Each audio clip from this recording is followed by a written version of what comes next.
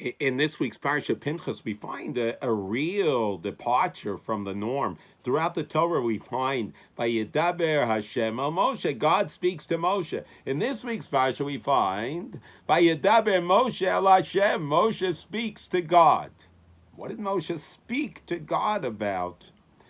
And the Torah tells us that God had told Moshe that he is not going to live, he's not going to lead the Jewish people into the land of Israel. So Moshe speaks to God about the new leader. And Moshe says, Yivkod Hashem, Elokei Aruchos L'chol Basar.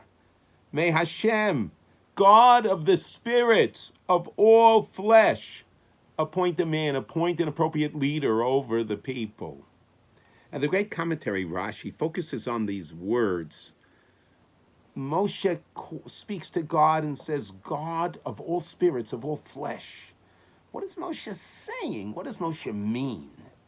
And Rashi says, Moshe said, Master of the world, the personality of each individual, the unique personality of each individual is revealed to you. People they don't resemble one another.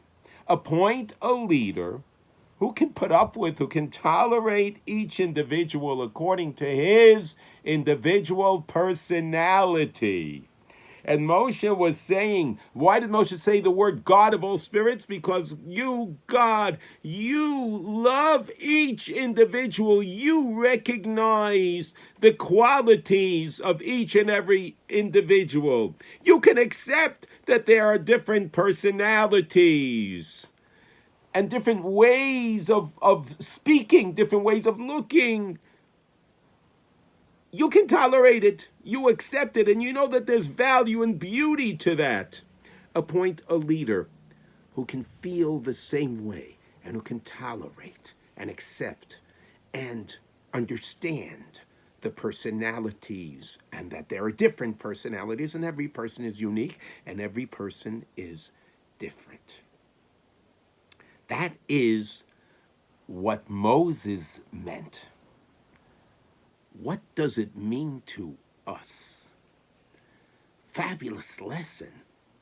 We are commanded in the Torah, directed in the Torah, inspired by the Torah to emulate God. And we are taught that we have the power. We are created in God's image. We can emulate God.